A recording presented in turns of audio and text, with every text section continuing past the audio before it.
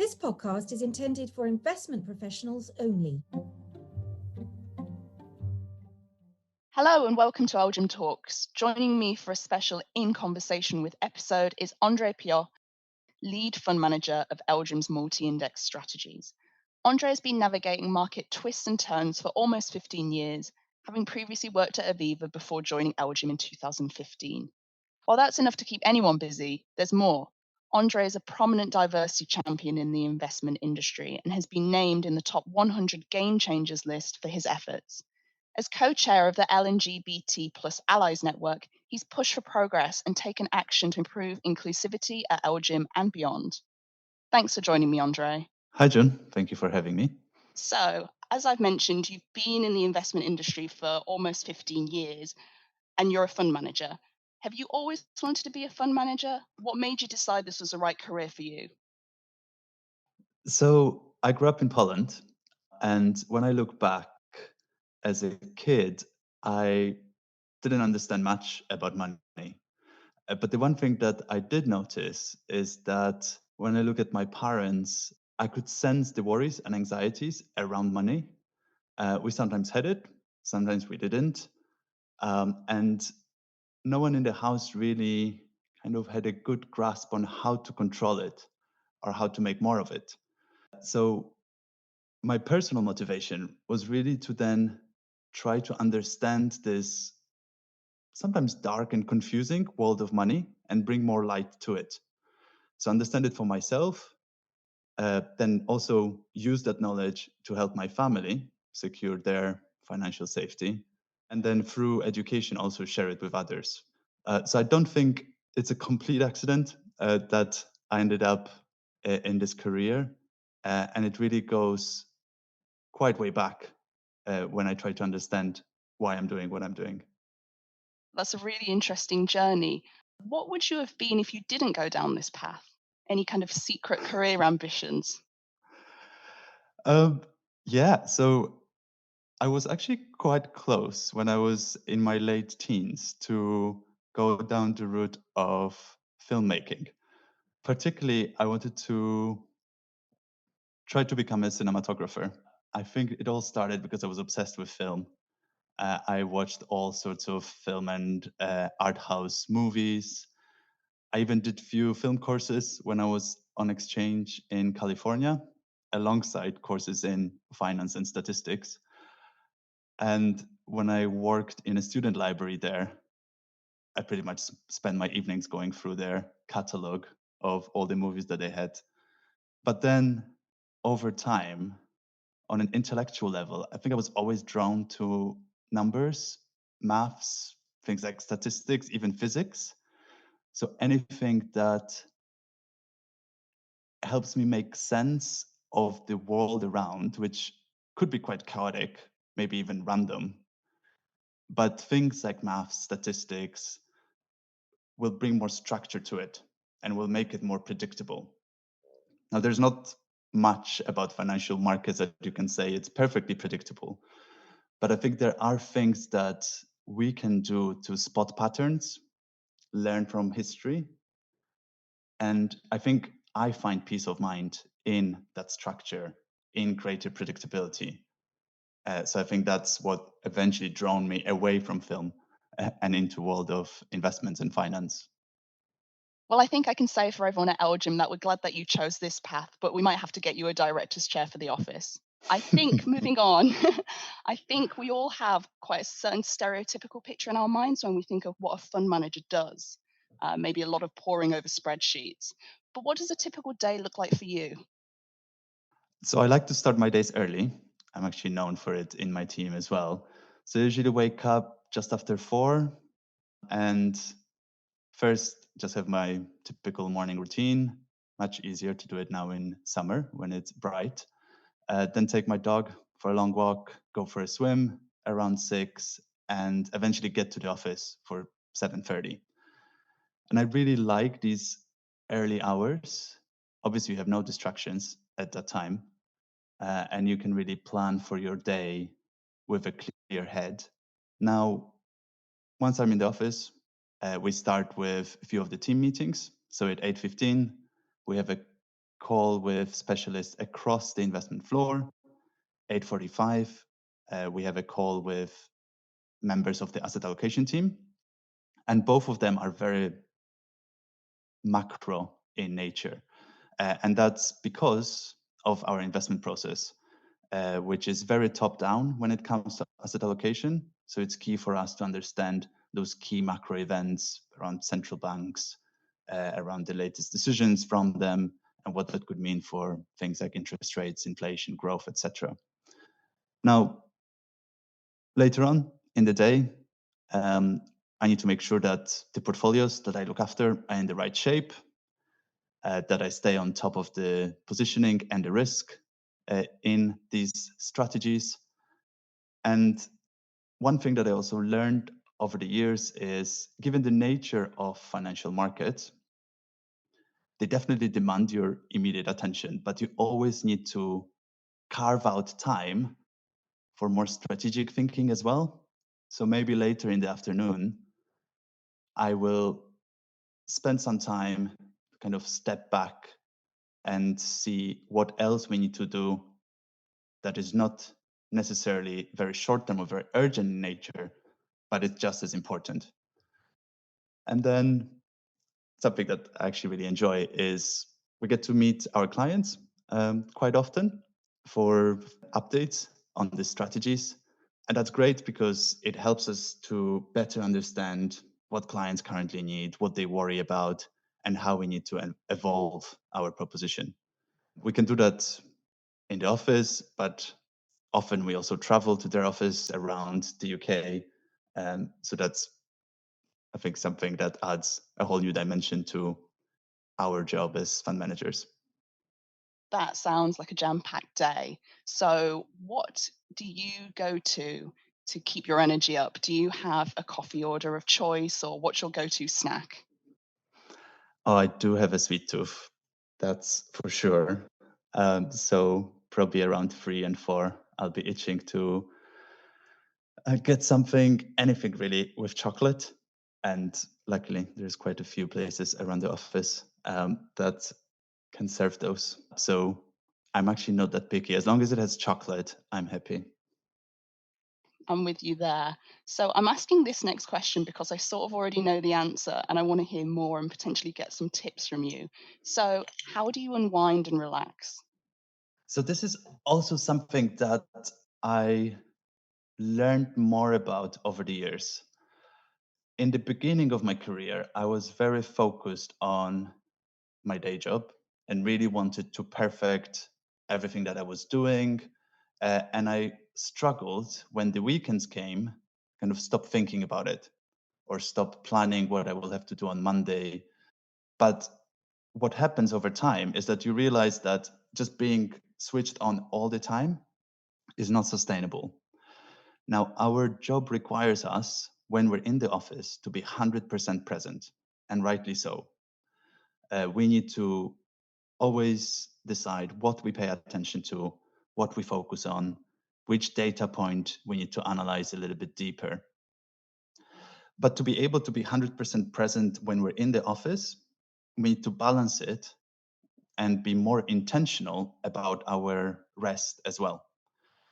So one thing that I did introduce a couple of years ago is a technological detox where by Friday evening, I will switch off all my electronic devices for 24 hours. So not the whole weekend, but until Sunday evening, I would not listen to any music. I will have my phone switched off. I won't use any internet.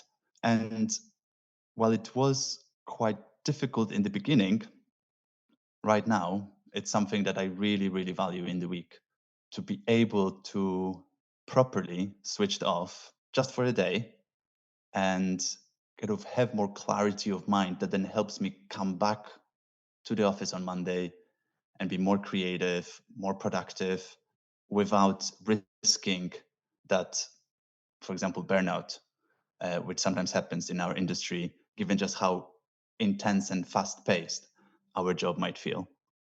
That's really impressive. I'm definitely going to try that out sometime. Moving on, congratulations are in order, as I know you're celebrating a really exciting milestone. So the multi-index strategies are 10 years old. So much has changed in a decade, and it's been a roller coaster in markets too.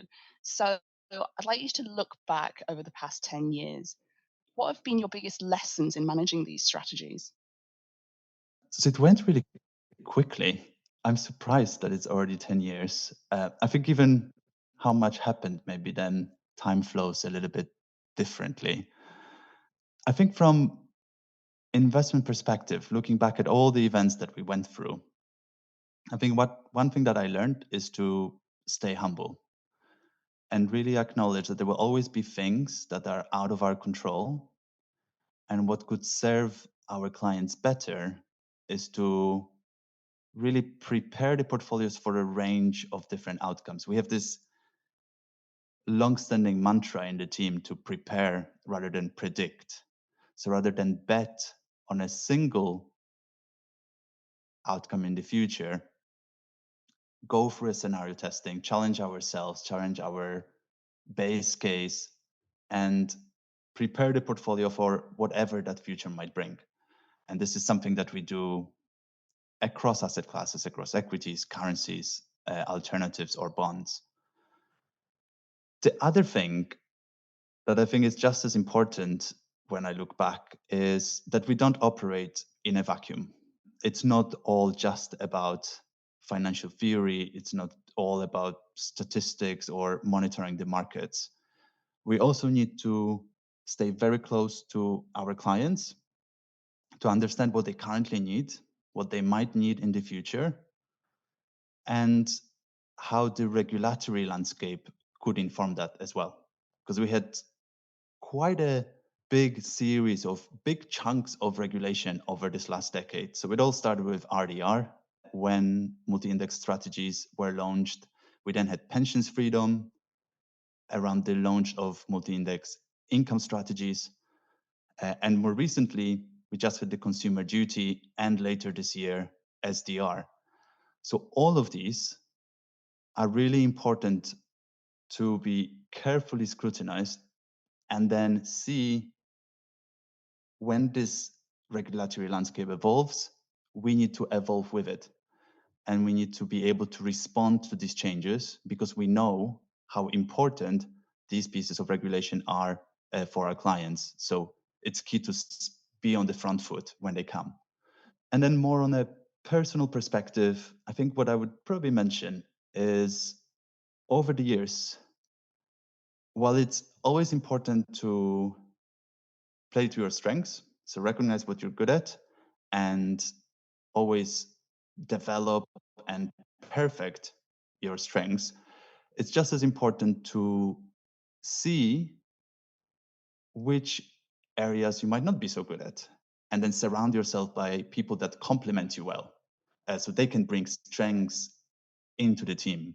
And over the years, we grew our asset allocation team considerably, and that created these opportunities to bring new skills into the team so that we can all specialize in our individual areas. But when it comes to decision making, we can all come together, recognize one another for those individual contributions, and that leads to better outcomes for the clients as well. Great, some really valuable lessons there, Andre. So keeping on with that 10-year theme, what have been your biggest achievements in those 10 years? I think it's about trust, the trust that we won from clients over the years. And I'm often reminded of that when we travel to all corners of the UK and meet with advisors that use multi-index strategies. And that helped us grow the range to nearly £8 billion today from very small beginnings. When we launched these strategies, they were just at 5 million. And through these conversations, essentially it's a result of conversations with clients where we gain that trust. And that's something that's really important to us and something that we're not taking for granted. And definitely something that will shape how we think of managing these funds into the future. Great, thank you. I know how client-centric you are. So I guess, as you well know, a lot of our clients will want to know what your insights are. So looking ahead, what do you think are going to be the most interesting developments or themes in investing? So it's a good time to think about these long-term themes, because 2022 definitely, in many ways, was a wake-up call for multi-asset investors, where we saw both equities and bonds selling down at the same time. And we know that negative relationship between equities and bonds is the cornerstone of multi-asset investing. Now, what it means for us as portfolio managers is that we now need to work harder for our clients to make sure that the diversification benefits that brought them to multi-asset investing are still there in those solutions. And the traditional mix, your 60-40 portfolio, that might have been better diversified 10 years ago when we started our multi-index journey, but it's much more concentrated today. When you look at global equities are dominated by North America. Then you have North America dominated by tech companies, and then tech sector dominated by just a handful of stocks. So this is a very different portfolio than the one clients bought into 10 years ago, with much more stock-specific risk.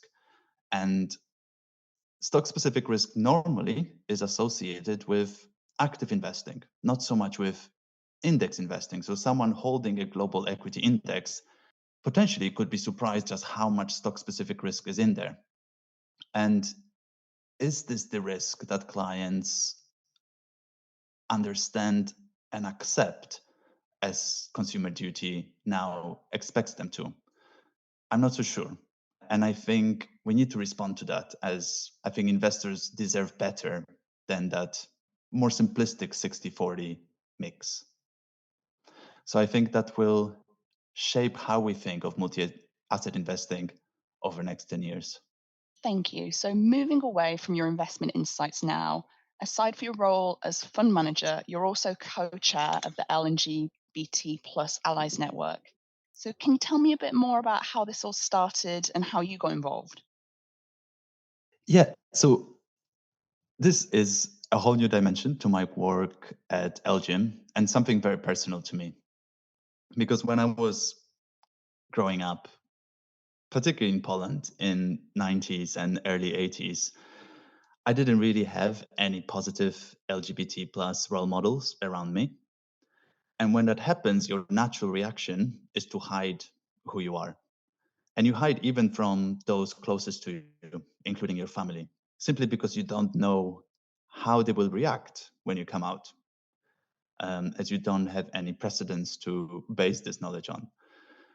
And the same thing happened when I started working in the city. So I moved to London in 2009. Again, my first job in the office, I come in because you do not see people who will be openly LGBT plus on the investment floor. You start questioning whether you coming out and bringing it into the conversation could inadvertently change your professional relationships.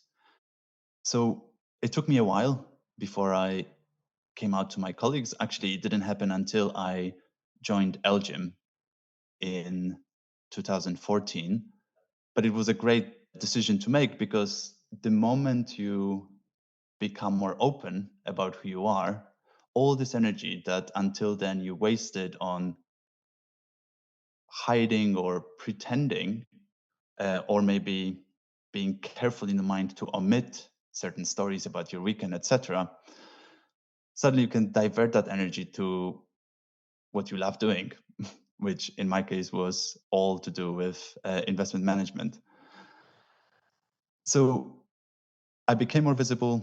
I joined our network, eventually became a coacher as well.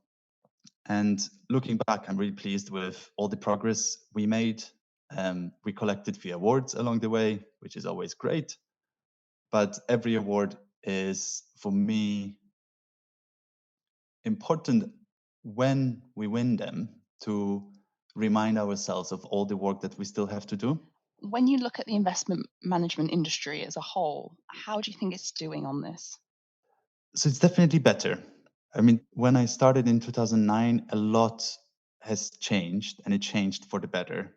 And I think the main positive change that I witness is that we're much more comfortable with having these uncomfortable conversations, because the whole D&I journey is not easy, and it's not always pleasant and comfortable. If it was, we would have done it years ago. But we are ready to be open about what we might know, might not know about one another. We're more open to asking questions, to attending events, to learn about the lived experience of someone who is coming from a very different background than ourselves.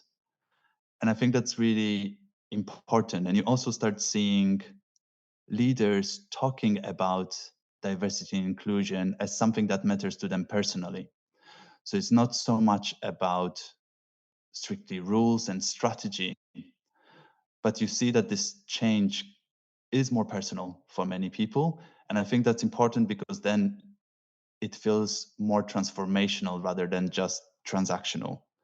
And then we're much better at collecting data as well.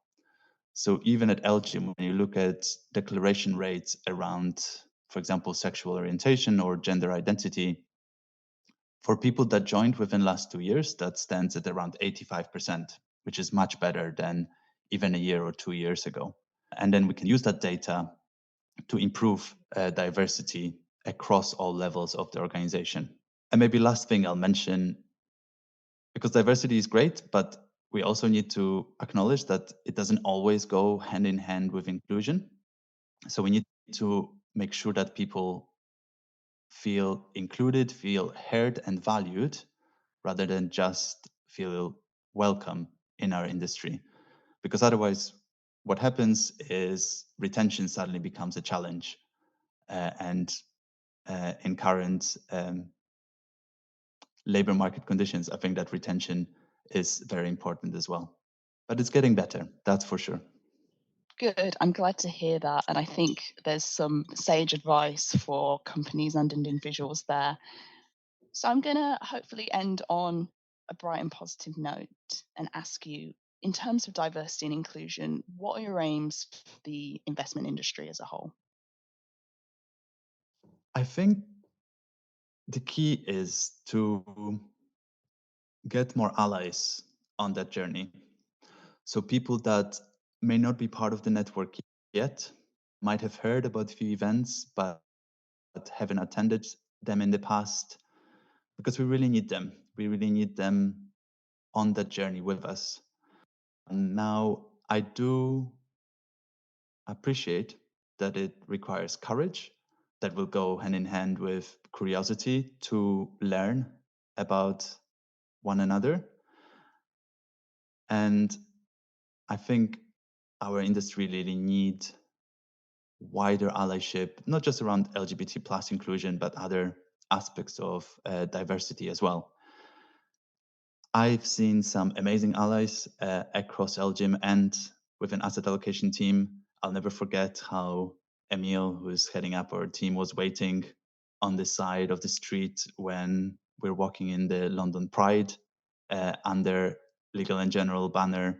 These little moments are really important for everybody to see that they come to these offices and they feel seen, they feel heard, valued, and that's what this is all about. Absolutely. We all have a part to play in that progress for sure. Andrzej, thank you so much. It's been fantastic talking to you. Great talking to you, Jun. As a reminder, this podcast is intended for investment professionals only and shouldn't be shared with a non-professional audience. This podcast should not be taken as an invitation to deal in legal and general investments. Any views expressed during this recording belong to the individuals and are based on market conditions at the time of the recording and do not reflect the views of legal and general investment management. Forward-looking statements are, by their nature, subject to significant risks and uncertainties, and are based on internal forecasts and assumptions and should not be relied upon. Where individual stocks are mentioned, these do not constitute a recommendation to buy or sell any security and are for illustrative purposes only. Legal & General Investment Management Limited is authorised and regulated by the Financial Conduct Authority. For full terms and conditions, please visit our website. To find more content, you can check us out on Twitter, LinkedIn, and our website. Copyright 2023. Legal & General Investment Management Limited. All rights reserved. No part of this publication may be reproduced or transmitted in any form or by any means, including photocopying and recording, without the written permission of the publishers. This material is issued by Legal & General Investment Management Asia Limited, the Licence Corporation BBB 488, regulated by the Hong Kong Securities and Futures Commission, for professional investors only.